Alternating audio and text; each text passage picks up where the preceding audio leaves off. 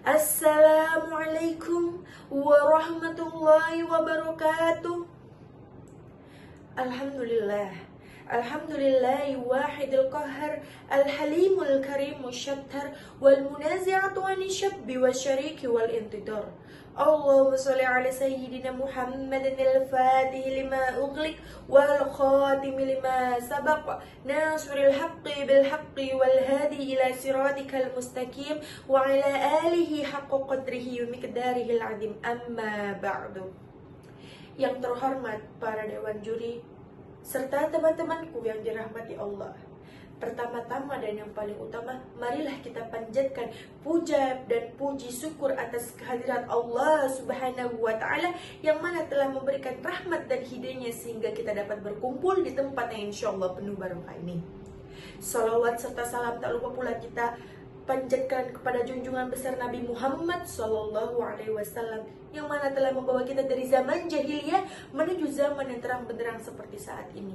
Dan tak lupa pula saya ucapkan terima kasih kepada saudari MC yang telah memberikan sedikit waktunya kepada saya untuk bertausiah di depan kalian semua dengan judul Peran Pemuda Muslim di Tengah Tantangan Zaman. Teman-temanku yang dirahmati Allah, pemuda bukanlah sekedar kelompok golongan usia. Dalam sejarah Islam, pemuda adalah pilar kebangkitan. Hari ini kita hidup di era di mana nilai-nilai Islam seringkali berbenturan dengan arus modernisasi dan juga digitalisasi. Patutnya kita paham, tantangan kita saat ini bukan lagi pedang, melainkan krisis identitas, penyebaran hoaks, dan juga budaya asing yang mengikis akhlak. Di zaman yang serba cepat ini, yang cepat viral pasti yang berani tampil beda. Namun masalahnya, apakah yang berbeda sudah pasti benar? Jika semua generasi muda mengikuti arus, lantas siapa yang akan menjaga nilai-nilai Islam? Allah Subhanahu wa Ta'ala berfirman dalam surat Al-Imran ayat 110, Kuntum khaira ummatin, kamu adalah umat terbaik, ukhrijat linnasi, yang dilahirkan oleh manusia, ta'muruna bil ma'ruf, memerintahkan kepada yang ma'ruf, wa tanhauna 'anil munkar, dan mencegah kepada yang munkar. Ayat tadi bukanlah pujian teman-teman, tapi ayat tadi adalah tugas, dan tugas itu berada di pundak generasi muda. Teman-teman, menjaga diri itulah bukan? Menolak ajakan teman yang tidak baik itu gak enak. Dan sendirian di jalan yang benar itu sepi. Namun Rasulullah Sallallahu Alaihi Wasallam bersabda, pemuda yang tumbuh dalam ibadah kepada Allah akan mendapat naungan Allah. Hadis riwayat Bukhari dan Muslim. Ketika yang lain mencari spotlight dunia, maka akan Allah tawarkan naungan di hari kiamat.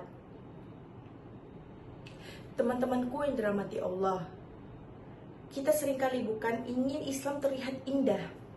Namun kita lupa, Islam terlihat indah dari akhlak dan sikap kita. Jika kita masih berbicara sembarangan, marah-marah di kolom komentar media sosial tanpa sebab, dan meremehkan orang lain yang berbeda pendapat, orang tidak akan melihat dalil kita, teman-teman. Tapi orang akan melihat akhlak dan perbuatan kita. Laqad kana fir Rasulillahi uswatun hasanatun liman kana yarjullahi wal yaumil akhir. Sungguh telah ada pada diri Rasul itu suri teladan yang baik bagimu, bagi orang yang mengharap rahmat Allah dan hari kiamat. Al-Ahzab ayat 21. Dan Rasul pun pernah bersabda, sebaik-baiknya kalian adalah yang paling baik akhlaknya. Kita mungkin bukan ustadz teman-teman, bukan ustadzah, bukan pendakwah besar, tapi satu kebaikan, satu kejujuran, dan satu sikap adil mungkin bisa membuat seseorang percaya bahwa Islam benarlah indah. Dakwah hari ini bukan tentang siapa yang teriak paling keras teman-teman, tapi dakwah hari ini adalah tentang siapa yang paling berani istiqomah dan konsisten dalam berbuat baik. Rasul pernah bersabda, sampaikan dariku walaupun satu ayat, satu kebaikan, dan satu contoh baik. Jika dilakukan beramai-ramai oleh generasi muda secara konsisten, itu bukan lagi percikan teman-teman, tapi itu adalah api perubahan. Allah Subhanahu wa Ta'ala bersabda dalam surah Ar-Ra'd ayat 11, Innallaha la yughayyiru ma biqaumin hatta yughayyiru ma bi anfusihim. Sesungguhnya Allah tidak akan mengubah keadaan suatu kaum sampai sampai mereka mengubah keadaan mereka sendiri. Jika hari ini kita bertanya, mengapa generasi muda rusak? Coba tanyakan balik kepada diri kita sendiri. Sudah sebaik apa kita menjadi contoh? Jika kita masih ingin Islam tetap dengan kaidah-kaidahnya di masa depan, maka hari ini pula kita yang harus membangunnya. Bukan besok, nanti, tapi sekarang. Mungkin hanya itu yang bisa saya sampaikan. Kurang lebihnya saya mohon maaf. Undur ma qala wala tandur man qala. Assalamualaikum warahmatullahi wabarakatuh.